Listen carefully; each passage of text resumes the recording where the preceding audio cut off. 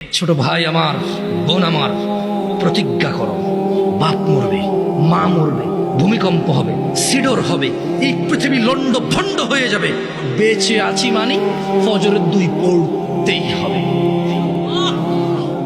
বেঁচে আছি মানে জোহর, আসর, মাগরিব, ইশা পড়তেই হবে। একটু আগে সিগারেট খেয়েছি, একটু পরে আজান হয়েছে, নামাজ পড়তে হবে। একটু আগে পর্নোগ্রাফি, উলঙ্গ সিনেমা দেখেছি, একটু পরে আজান হয়েছে, নামাজ পড়তেই হবে।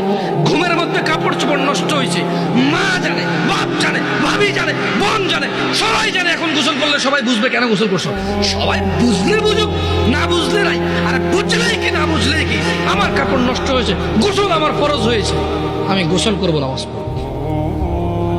রাতে আমার ঘুম আসে নাই, বন্ধু বান্ধবের পাল্লায় পড়ে সারা রাত বসে বসে উলঙ্গ ছবি দেখেছি, যা অত্যন্ত ঘৃণিত এবং যা আমার জীবনকে তছনছ করে দেবে, যা আমার জীবনের বরকত নষ্ট করে দেবে, যা আমাকে লাঞ্ছিত অপমানিত করবে, এমন অপরাধে লিপ্ত ছিলাম। কারণ এই জানাবে বিচার যে করবে, যে জানার সাথে জড়িত, সে অপদস্থ হবেই হবে।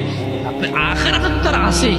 এই একটাই অপরাধ জানাবে বিচার, একটাই অপরাধ অশ্লীলতা, যেটা শাস্তি আল্লাহ দুনিয়াতে দিয়ে দেয়। কোথায় দেয়? আখিরাতে তো আছেই। সারা রাত উলঙ্গ ছবি দেখেছ, দেখে নিজের জামা কাপড় নষ্ট করেছ, অপবিত্র করেছ নিজেকে, অসুবিধা নাই। গুনাহ যা হওয়ার হয়ে গেছে, গুনাহ নিয়ে পড়ে থাকলে চলবে না। গুনাহ যা হওয়ার হয়ে গেছে, গুনাহ নিয়ে পড়ে থাকলে চলবে না।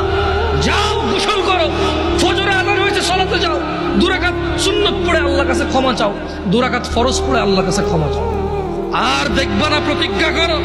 আবার দেখে ফেলেছো, অসুবিধা নাই, জোহর আযান হয়েছে, যাও মসজিদে, যাও গোসল করো, 2 রাকাত নামাজ পড়ো, আল্লাহর কাছে ক্ষমা চাও, প্রতিজ্ঞা করো। আর দেখবা না।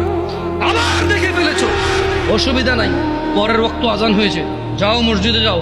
কারণ মনে রাখবা, সকল অপরাধ গুনাহ নামাজ যদি ছুটে যায়, কুফরিয়া শিরকি হয়ে যাবে।